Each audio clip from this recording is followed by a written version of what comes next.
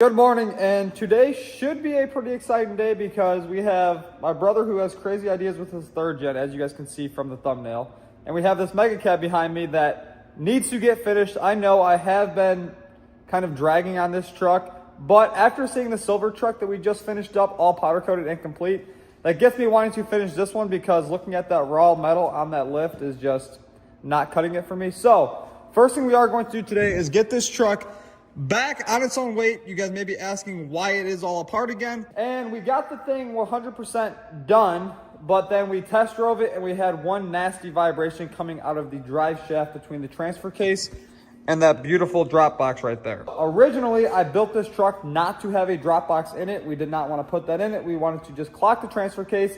That way we could still run the front drive shaft and the rear drive shaft. Everything was going smoothly until we lowered this truck on the ground and I realized it is a literal monster truck. There's 14s in the front and 12s in the rear on the coilovers.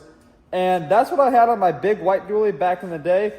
But this has Ford axles on it, which means the coilover mounting points are way higher than the Dodge axles. And I don't know if it was just my miscalculation or just my thing for wanting to lift everything to the moon is kind of in my blood. I like lifting trucks to the point where they're drivable, but not practical.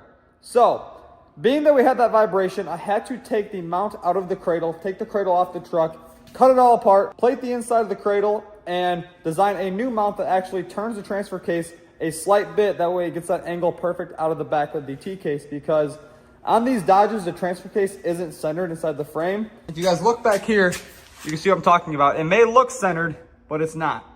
And in order for us to achieve the angle we want, we had to clock the transfer case a little bit. So that part is already designed and it is in the process of being cut. Then once that's done, we will weld that into the cradle, put the drop box back in, and cross our fingers, we should be ready to take this truck apart for a powder coat. I do still have to bend the drag link for it, but that's not too bad. That'll take us about 20-30 minutes to get the rest of the steering finished up. Then yeah, after that, this beautiful truck can come all apart, get powder coated, get painted, get the frame done, get the motor done, and we will have another huge monster truck inside the fleet.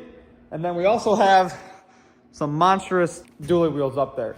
And just to say the least, they are 30s.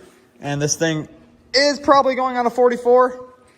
I want to do it like on a 58, but you know, I like driving my trucks now. And having my big truck on 53s, that drives perfect, but it's just not practical. So what I am going to do really quick is get this cradle and that cradle back on the frame, get the arms back on it, get it back down on its own weight. We have to take the drive shaft off of the rear because we don't have that plate cut for the cradle yet to mount the drop box into it. So I want to be able to push this truck out of the shop until that gets cut. And then after that's complete, we're going to get on my brother's third gen because he has the craziest ideas. And I'm not going to say no, you know, whether it's dumb or not. I'm going to say, yeah, let's make the thing party. So let's get this installed on the truck. Then we will move over to getting the stuff done on the third gen that you guys seen inside the thumbnail.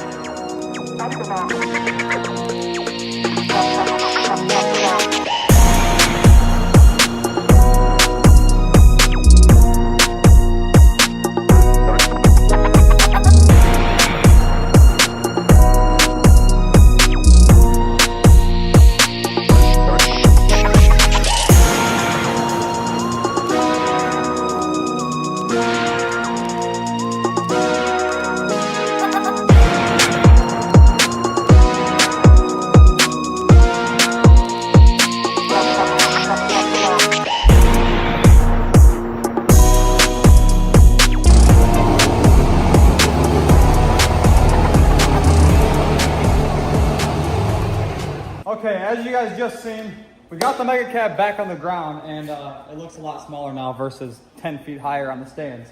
So we threw the old drag link back on it for now because I want to be able to drive it to get the steering wheel perfectly straight. That is the drag link off of my big truck that I took off of there because I did a different drag link setup on that truck, blah, blah, blah.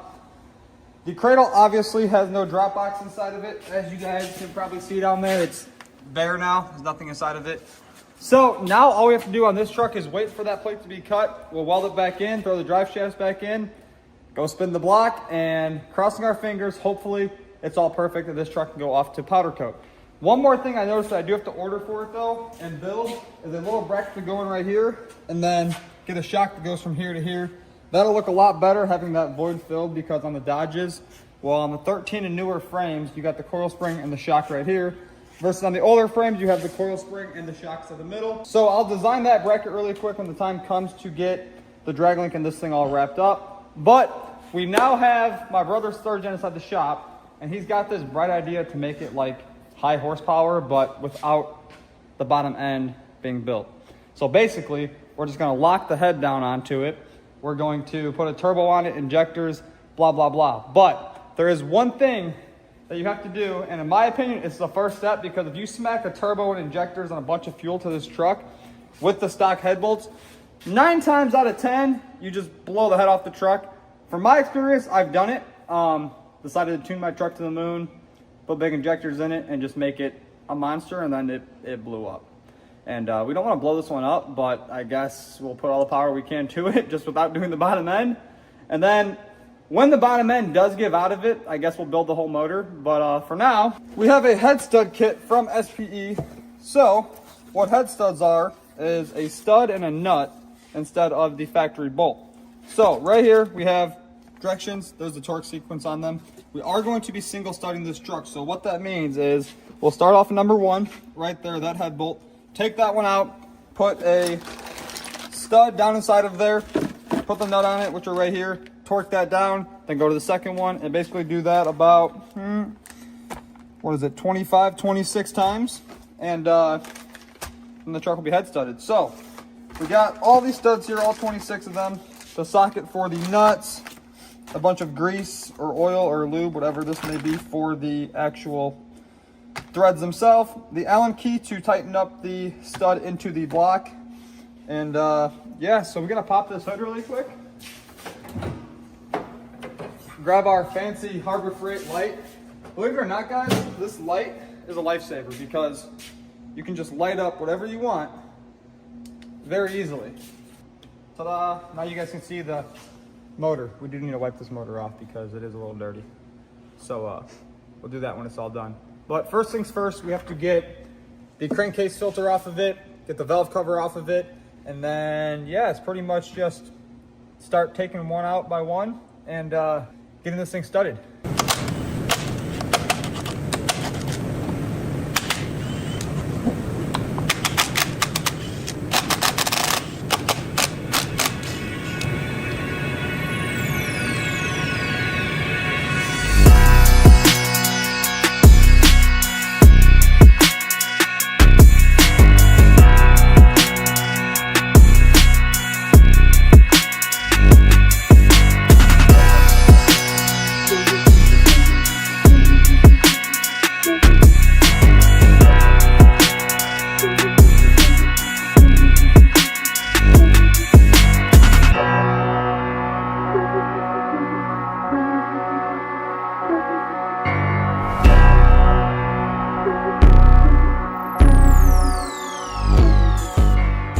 So we just got all the head studs on the truck, torqued down, everything's good. My brother actually just went and picked up a lower valve cover gasket, upper valve cover gasket. We figured since we're already in this far, might as well replace the gasket, because it does have a slow oil leak, and I can see that all the injector lines are oily, and you know they shouldn't be oily. So he's going to clean all of that up, get the new gaskets put on, and then we'll be able to start this truck up for the first time with the new head studs. And he is one step closer to having his dream of a big turboed, big fuel, 3rd gen common rail Cummins. How long it's going to last, I don't know, but I do know that that head is tight to the block. These head studs are made out of a high strength alloy steel. Has a rating over like 220,000 PSI.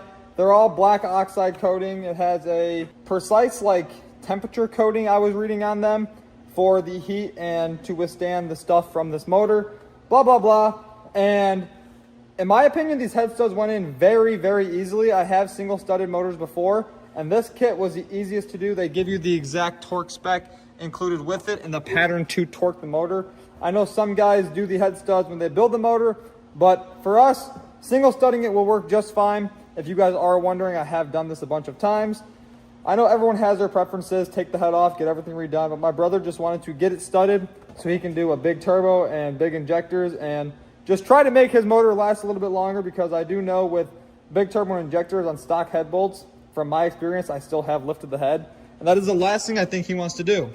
But he has to get all this put back together when he gets back with those gaskets, and then we'll fire this thing up. And like I was saying, he is one step closer to getting this truck done.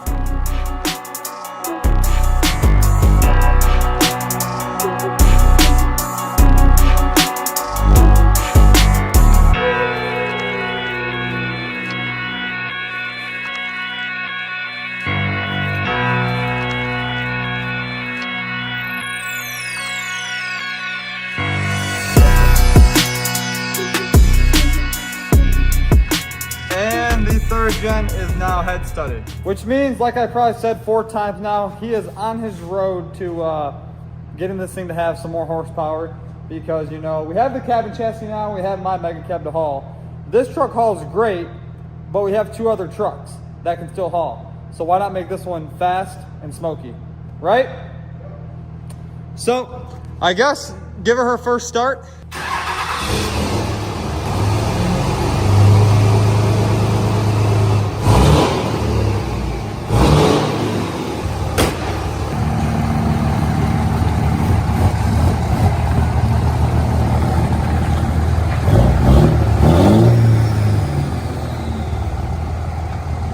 So, obviously, after head studs, you have to do other mods. So now we're trying to decide what we want to do exactly with this turbo setup and this fuel setup. Me personally, I am not really too smart, I would say, when it comes to like the correct ratios and stuff. In my head, it's just slap on a massive turbo, 500% over injectors, and make this thing an absolute piss missile. So, drop a comment below on what would be a good setup to achieve like 800 to 1200 horsepower on a stock bottom end. I know it doesn't sound logical, but we just want to party with this truck. And obviously we need to get that manifold out of there, get that turbo out of there, change out the intake horn on it, needs injectors, needs new CP3 pump. I think these are CP3s on here. CP3, CP4 pump on it. And yeah, we just want to make it rowdy, because like I was saying, we have my beautiful cabin chassis over there that is now the new tow rig for now, until the mega cab's back from, it's like across the country right now. And yeah, and I think we'll obviously do traction bars on it. We do have a whole entire lift kit for this truck, but my brother's kind of slacking on that, and he just wants to have it fast now. But I said make it big and fast, and he was like, it's already big, it can be fast. But I'm like, it could be bigger. So over here we have a mini cradle setup for that truck, and then in that crate on the back of the welding table is all the brackets to do coilovers on the front, and then we have tubing over there, Heims over there, and we have everything to make this thing big. It already has the rear traction bar mounts welded onto the axle back here. It's like literally that's already on the axle. The rear axle is basically done, just needs new blocks, new U-bolts, and new shocks, and then the rear's lifted, and then everything up front's bolt on. And yeah, so drop a comment, let me know what you guys think on this truck. I do see a lot of comments about the products that we build, and by we I mean my brother. So I design them, he builds them, and then we ship them out, and they're on to their customer. And yeah, so right here we have a 2nd gen lift kit. This is one of the 2 traction bars for a 6.0 Ford, I believe. That's the front axle truss for that axle for a 2nd gen. Mirror finish overlays, and yeah. So I will be dropping a link soon on a complete website to buy these products that you guys see all over my channel. And you know, everyone should just make their truck a monster truck, because why not have a massive truck? Like, let's be real, that's boring. Like, look at that 3rd gen, you're like, bro, what is that? Like, and Brandon's thoughts are to lift it huge, but like I'm trying to be like the mature old man and just have a truck that you get in and drive, and you know, it looks halfway decent, minus it has some rust, but we have this beautiful cab to make that one rust free. So eventually we'll get to this. There is a video coming up on this. With that being said, that is going to end today's video. Like I was saying, drop a comment on what setup we should do on this. I want at least 800 horsepower, but be able to go to 1200 horsepower and then blow the bottom end. 800 reliable, 1200 if we want to blow it up. Yeah, tell your mom, your sister, your grandpa, your stepmom that I uploaded, and I'll see you guys in the next one.